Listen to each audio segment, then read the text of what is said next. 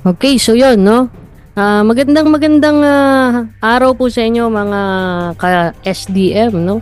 Dito na naman po tayo sa SDM Commentaries o yung ating tinatawag na Serbisyong May Dignidad Movement, no? Itong atin pong samahan na itinatayo ay isa pong kilusan po ito para isulong ang pagkakaroon nga ng isang uri ng serbisyo publiko na nagbibigay dangal sa mga Pilipino at nagbibigay dignidad.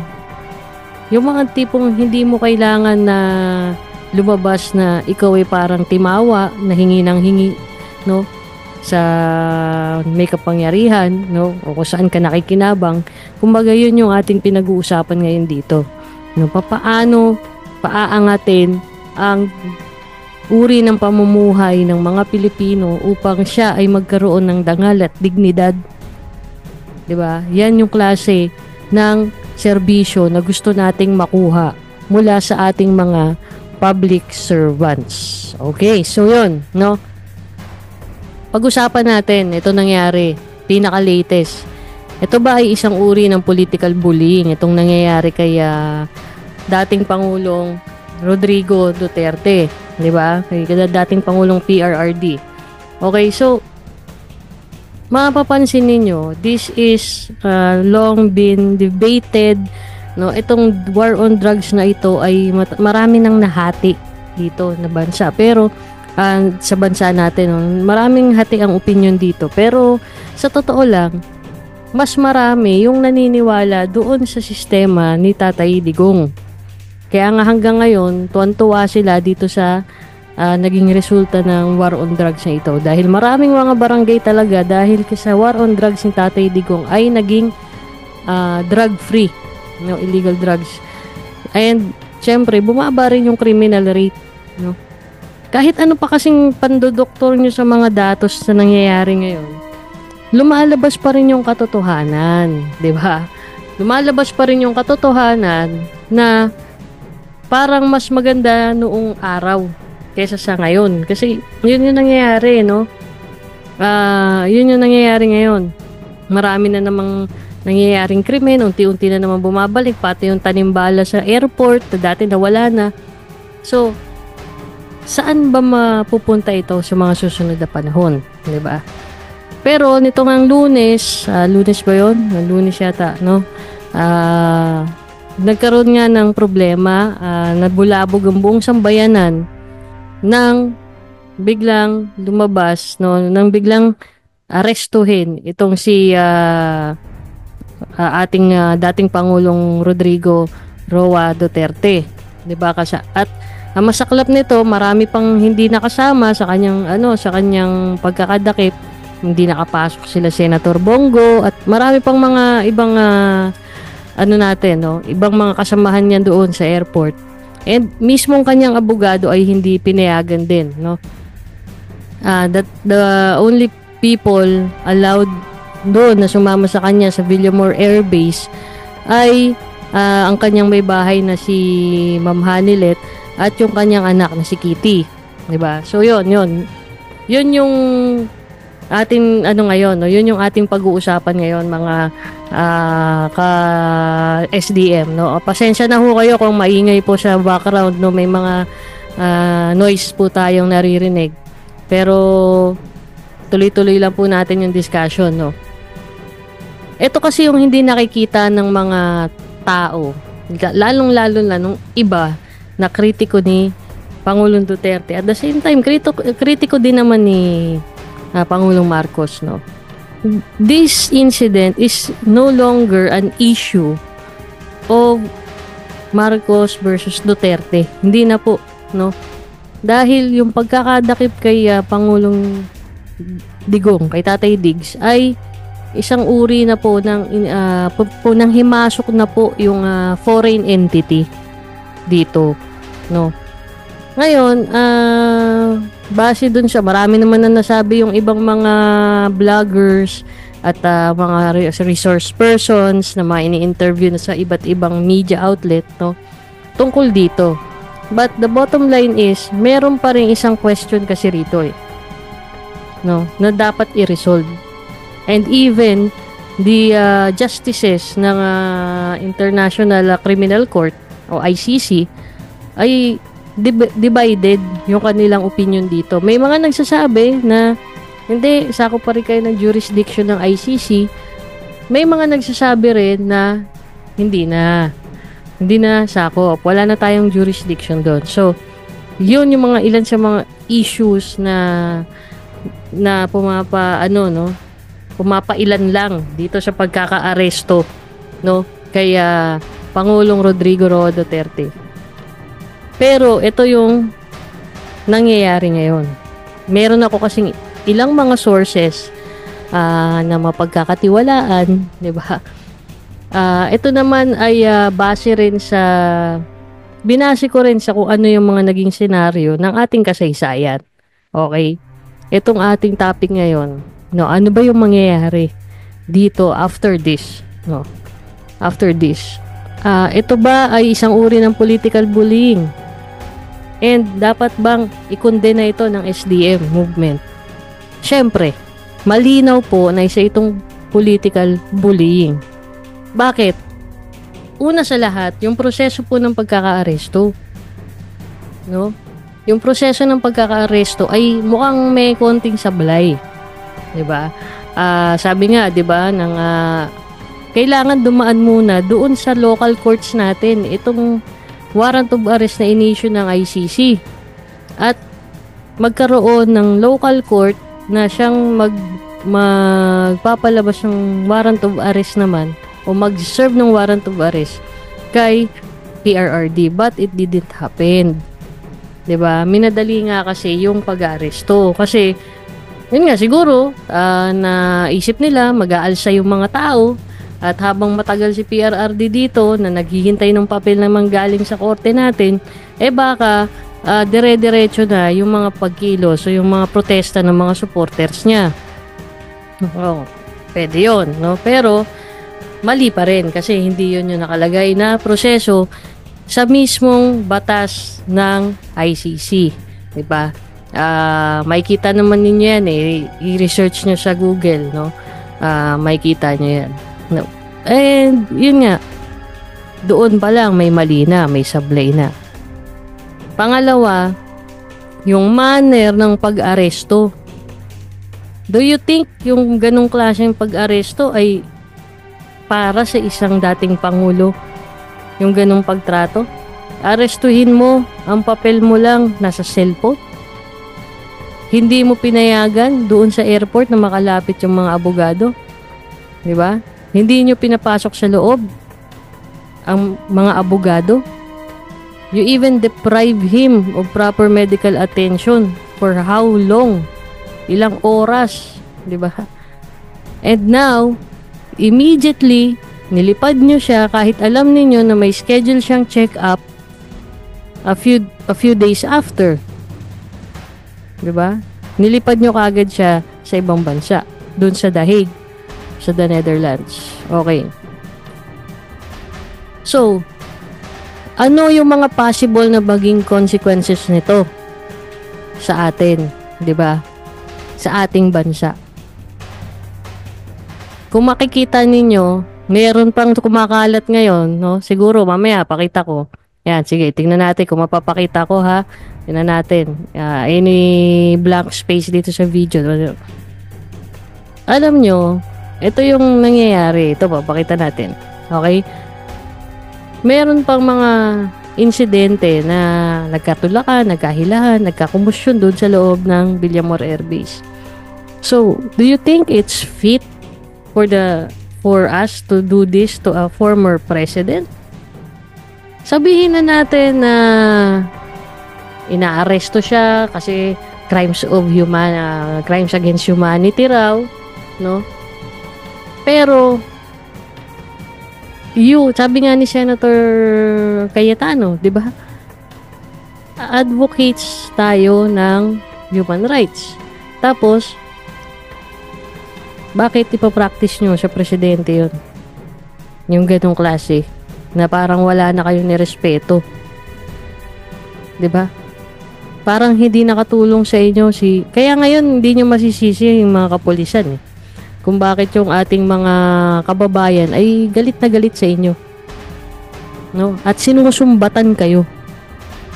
Kasi sa totoo lang, sino lang ba ang presidente na talagang nagbigay halaga sa inyo? Tinaasan ng sahod ninyo, hindi kayo ginawang kasangkapan. Di ba? At pinroteksyonan kayo. Kapag lumaban kayo sa kriminal, alam nyo kasi itong mga kababayan natin, parang hindi nila alam kung paano tumatakbo talaga yung mga drug syndicates eh. 'Di ba? Mahirap kalaban ng mga drug syndicates.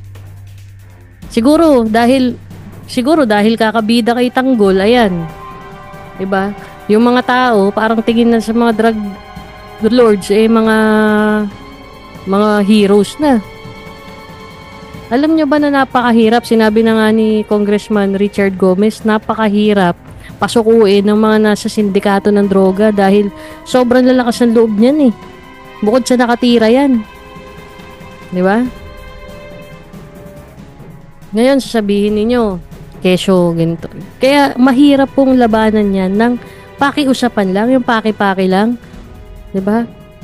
Uy, pulis ako. Trabaho kong pasukuin ka. Baka naman pwede, sumuko ka na. Walang ganun eh.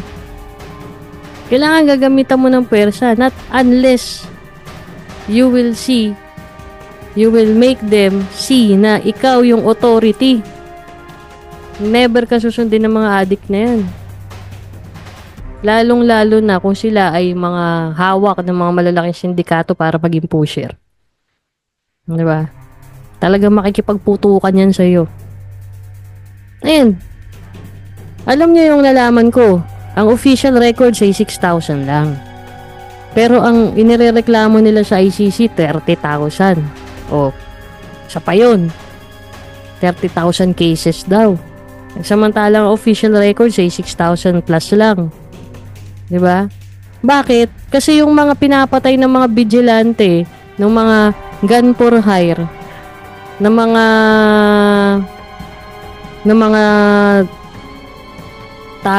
tao, no, yung mga gun for hire na bigla na lang tinitira, ina-assassinate. Kinredito rin nila at sinama rin nila sa war on drugs sa mga pulis. Pero, are you sure na pulis ang gumawa nun? Nakapulisya natin ang gumawa nun na may pananagutan ng Pangulo dun? What if these are hired gunmans, no? Gunmans, no? Mali tuloy yung grammar ko, no? Paano kung ito ay mga hired gunmen? Yan, 'di ba? No? Na galing sa mga sindikato mismo. Dahil minsan, syempre, naalala ko meron pa ako nabalitaan eh. Merong ilang mga politiko noon, well-known personalities, no? Panahon ng Dilawan, na dapat magre-report na tungkol sa mga sindikato ng droga pero namatay sa aksidente. Pero yung aksidente na yon questionable, di ba?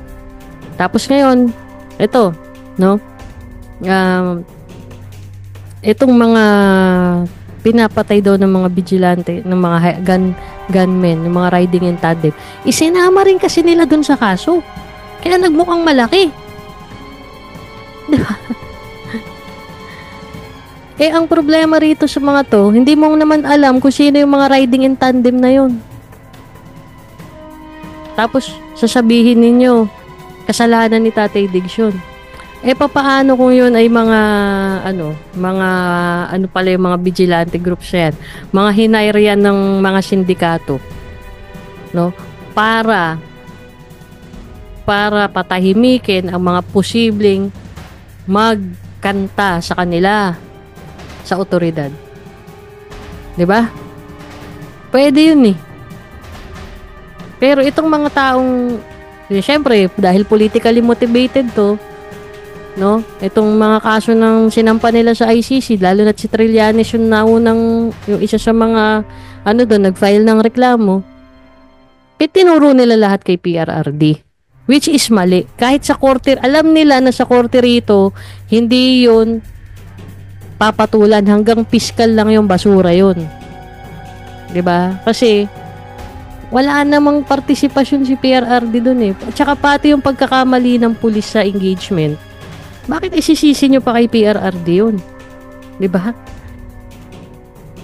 Para naman mga tanga tong mga to eh. Diba? Pati yung pagkakamali, human error ng pulis sa engagement niya during operations, isisisi nyo kay PRRD? Diba? Bakit ko nasabing hindi naman kay PRRD yun na kasalanan? Nakulong nga eh, yung mga pulis eh, na nakapatay ng mga nakadali ng mga inosente. Diba? Ibig sabihin, gumagana yung ating justice system. Pero, nung pumalit tong bangag na presidente, ewan ko kung anong ginawa. Tapos ngayon, dahil gustong maghugas kamay, ay lumapit po kasi yung Interpol, ganyan. Alam mo, may pagka-Poncio Pilato kayo eh. Diba? Okay, so yun yung isa sa dapat ninyong tignan. No? Kayong mga kapulisan, hindi nyo nakikita na nahirapan kayo dun sa ginawa ninyo. Na mahihirapan kayo dahil tingnan nyo, marami kayong mga kabaro ngayon na kung sino man yung naging involved dun sa panghuhuli na yon, no? Pang-aaresto kay PRRD. Wala namang problema arestuhin nyo kasi arestuhin nyo sa tamang paraan at sa tamang proseso. Diba? Sabi, hiningi nga nung mga tao, ng mga abogado na bago nyo ipadala sa The Netherlands yan, baka pwede magsisik muna kami ng kay Supreme Court. Kasi kailangan naman talaga dumadaan yan kay Supreme Court. Hindi sa executive yan eh. Yung galing from international court, dapat yan dun sa Supreme Court ang diretso niyan. Sa korte ng Pilipinas, hindi sa presidente tapos sa korte ng Pilipinas. Diba? Hindi yan po pwedeng ewan ko. Yun yung sinasabi, yun tingnan nyo dun sa procedure sa ICC, no? Nandun mismo sa website kung ano yung procedural ng pag-aresto sa mga taong na nabibigyan ng red notice. 'Di ba? So yan yung isa sa mga point ko, no? Maraming doon pa sa mga video kung makikita nyo, maraming instances ng political bullying doon. Katulad yung hinatak mo yung bodyguard ba yun? Hinatak nila yung bodyguard papalayo kay PRRD. At yung sasabihan mo na, hihilahin ko na yan. Diba? The person is only, no, practicing his right. No?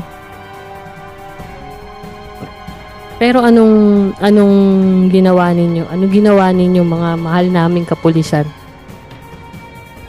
You failed to protect. Pero hindi ako nagagalit sa inyo, ha? At hindi rin, walang nating personal para pagalitan kayo or what. Kasi naiintindihan ko, majority sa inyo ay tumutupad lang sa inyong tungkulin bilang pulis at sumusunod lang sa utos ng inyong mga superior. Pero ito nga yung sinasabi namin, no? Ang sinumpaan ninyo ay sa sambayan ng Pilipino. Dapat nung nakikita nyo na nagagalit na yung sambayan ng Pilipino, dapat nanindigan na kayo. Diba? Ang dami na nagtitipon-tipon sa Villamor Air Base nung panahon na yon. Tapos nagkaroon ng mga biglaang pagkilos sa iba't ibang bahagi ng bansa.